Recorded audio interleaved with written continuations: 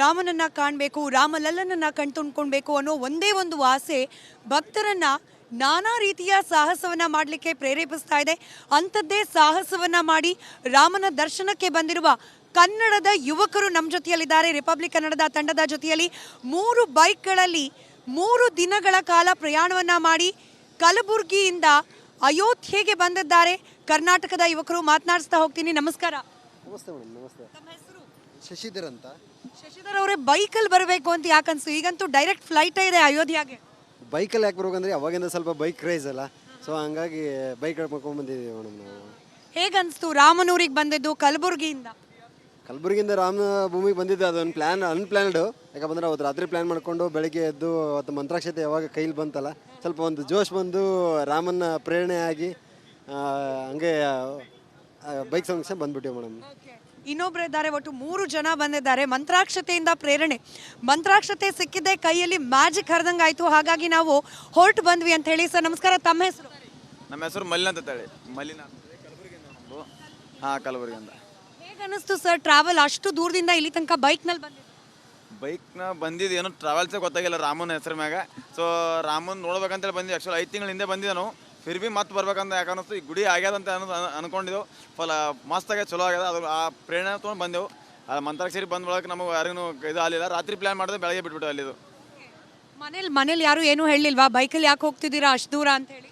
So ಮನೇಲಿ ಹೆಂಗಂದ್ರೆ ಅವರು ಕೇಳಿದ್ರು, ಬಟ್ ರಾಮನ ಮೇಲೆ ಓದ್ತೀನಿ ಅಂತಲ್ಲ ಸುಮ್ಮನೆ ಆಗ್ಬೇಕು. ಅವ್ರಿಗೆ ಏನೋ ಅಲ್ಲಿಲ್ಲ, ಮುಂದೆ ಆರಾಮಾಗಿ ಬಂದ್ಬಿಟ್ಟು. ಅದಕ್ಕೆ ಮತ್ತೊಬ್ರು ಇದ್ದಾರೆ, ಅವ್ರನ್ನ ಕೂಡ ಮಾತನಾಡಿಸೋ ಪ್ರಯತ್ನ ಮಾಡೋಣ. ಸರ್ ನಮಸ್ಕಾರ, ನಿಮ್ಮ ಹೆಸರು? ಅಭಿಷೇಕ್ ಗುತ್ತೇದಾರ್ ಅಂತ. ನಾವು ಕೆಂಬವಿಲಿಂದ ಜಾಯ್ನ್ ಆಗಿದ್ದು ಇವ್ರ ಜೊತೆ.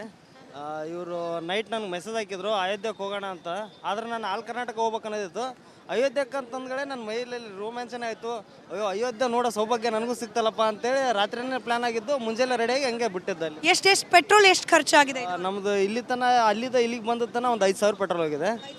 ಮತ್ತು ಅದು ಖರ್ಚು ಅಂದರೆ ಟೋಟಲ್ ಖರ್ಚು ಹೋದ್ಮೇಲೆ ಗೊತ್ತಾಗತ್ತೆ ನಮ್ಗೆ. ಒಟ್ನಲ್ಲಿ ರಾಮ ಅಂದ ತಕ್ಷಣ ಬರಬೇಕು ಅಂತ ಅನಿಸುತ್ತೆ. ಓಕೆ, ಈಗ ಇಲ್ಲಿಂದ ಬೇರೆ ಕಡೆ ಎಲ್ಲರೂ ಹೋಗೋ ಪ್ಲಾನ್ ಇದೆಯಾ ಅಥವಾ ಬರೀ ಅಯೋಧ್ಯ ಮಾತ್ರ ಪ್ಲಾನ್ ಇತ್ತಾ ಅಂತ? ನಾವು ಇಲ್ಲಿಂದ ಆ್ಯಕ್ಚುಲಿ 5 ತಿಂಗಳಿಂದ ಬಂದಾಗ ನೇಪಾಳ ಹೋಗಿದ್ದೆವು, ಜಾನಕಿಪುರ ಹೋಗಿದ್ದೆವು. ಕಟ್ಕೊಂಡು ಪೂರ ಇಂಡಿಯಾ ಮುಗಿಸಿದೆ ನಾವು ಬೈಕ್ ಮೇಲೆ. ಬಟ್ ಈ ಸಲ ರೈಡ್ ಏನದ ಬರೀ ಅಯೋಧ್ಯೆ ರಾಮ ಮಂದಿರ ಒಂದೇ ಮೀಸಲಿಟ್ಟಿದ್ದೆ ನಾವು. ಈ ಸಲ ಬರಬೇಕು, ಇಲ್ಲೇ 3-4 ದಿನ ಇರಬೇಕು, ಆಮ್ಯಾಗ ಇಲ್ಲಿಂದ ಹೋಗಿ ಊರಾಗ ಆಚರಣೆ ಮಾಡ್ಬೇಕನ್ನೋ ಒಂದು ದೊಡ್ಡ ಆಸೆ ಅದ. ಈಗ ಜನವರಿ 22ಕ್ಕೆ ನಾವು ಮತ್ತೆ ಊರಾಗೆ ಆಚರಣೆ ಮಾಡ್ಬೇಕನ್ನೋ ವಿಚಾರ ಮೇಲೆ ನಡೆದಿದೆ. ಮತ್ತೆ ಹೇಗೆ ಮಾಡ್ತೀರಿ ಊರಲ್ಲಿ ಆಚರಣೆ? ಹೇಗೆ ಮಾಡ್ತೀರಿ ಊರಾಗ ಆಚರಣೆ? ರಾಮನ ಬಗ್ಗೆ ತಿಳುವಳಿಕೆ ಹೇಳ್ಬೇಕು ಬಾ ಮಂದಿಗೆ. ನಮ್ಮ ಕಡೆ ಹಂಗೆ ಸೌತ್ ರಾಮ ಅಂದರೆ ಭಾಳ ಥರ ವಿಚಿತ್ರ ಮಾಡ್ತಾರೆ. ಅದಕ್ಕೆ ನಾವು ರಾಮನ ಬಗ್ಗೆ ಸ್ವಲ್ಪ ಗೊತ್ತಾಗಲತ್ತೆ ಎಲ್ಲ ಹೇಳ್ಬೇಕಂತ ಅನ್ಕೊಂಡಿದ್ದೆವು. ಒಂದು ಅಭಿಯಾನ ಮಾಡಿದ್ದೆವು. ನೋಡಿ, ನೀವು ಇಷ್ಟು ದೂರದಿಂದ ಬೈಕ್ನಲ್ಲಿ ಬಂದಿದ್ದೀರಿ, ಆದರೆ ಈ ರಾಮ ಮಂದಿರದ ಬಗ್ಗೆನೇ ಆಕ್ಷೇಪಗಳು. ಕೆಲವರು ಅರ್ಧಂಬರ್ಧ ಕಟ್ಟಿದ್ದಾರೆ, ಎಲೆಕ್ಷನ್ಗೋಸ್ಕರ ಉದ್ಘಾಟನೆ ಮಾಡ್ತಿದ್ದಾರೆ, ಈ ರೀತಿ ಎಲ್ಲ ಮಾತನಾಡ್ತಾರಲ್ಲ, ಏನು ಹೇಳ್ತೀರಿ? ಅದೆಲ್ಲ ಸ್ವಲ್ಪ ತಮಗೆ ಆಗಲ್ಲಪ್ಪ ಅಂತ ಮಂದಿದವ್ರಿಗೆ ಮಾಡೋಕ್ಕೂ ಬಿಡೋಲ್ಲ ಅಂತ. ನಮ್ಮ ಜನ ಹಿಂಗಿದ್ದಾರೆ. ಮೇಲೆ ಹೋಗೋರಿಗೂ ಬಿಡಲ್ಲ, ತಾವು ಮೇಲೆ ಹೋಗಲ್ಲ ಅಂತ. ಮೇಲೆ ಹೋಗೋರಿಗೆ ಯಾವಾಗಲೂ ಕಾಲು ಹಿಡ್ಕೊಂಡು ಕೈ ಎಳಿತಾರಲ್ಲ. ಸೊ ಹಂಗೆ ಈ ಜನನೂ ಹಂಗೆ ಮಾಡ್ತಿದ್ದಾರೆ. ಯಾವ ವಿರೋಧಿಗಳಿದ್ರಲ್ಲ, 2 ಶತ್ರುಗಳಿದ್ದಾರೆ ಸದ್ಯೀಗ ರಾಮಗ. ಒಬ್ಬನು ಹೋದ್ನು, ಇನ್ನೊಬ್ಬನು ಉಳಿದಿದ್ದಾನೆ.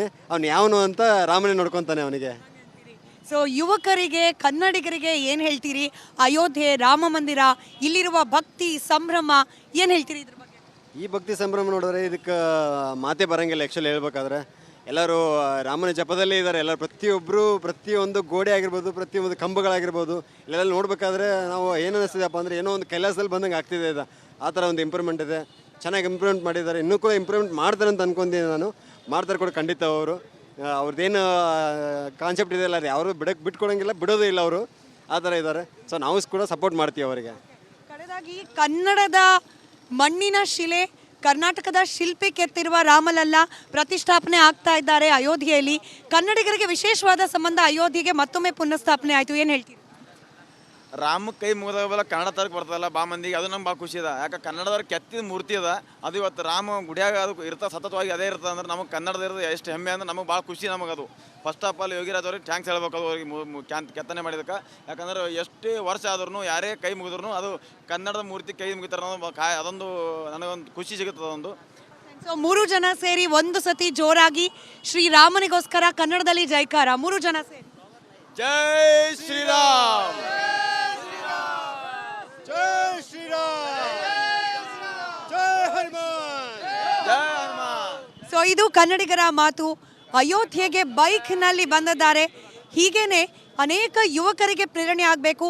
ಎಸ್ಪೆಷಲಿ ಕರ್ನಾಟಕದಲ್ಲಿ ಕನ್ನಡಿಗರಿಗೆ ರಾಮನ ಬಗ್ಗೆ ಭಕ್ತಿ, ಆತನ ಬಗ್ಗೆ ಶ್ರದ್ಧೆ ಹೆಚ್ಚಾಗಬೇಕು, ಅದಕ್ಕೆ ಅಭಿಯಾನ ಮಾಡ್ತೀವಿ ಅಂತ ಹೇಳ್ತಾ ಇದ್ದಾರೆ.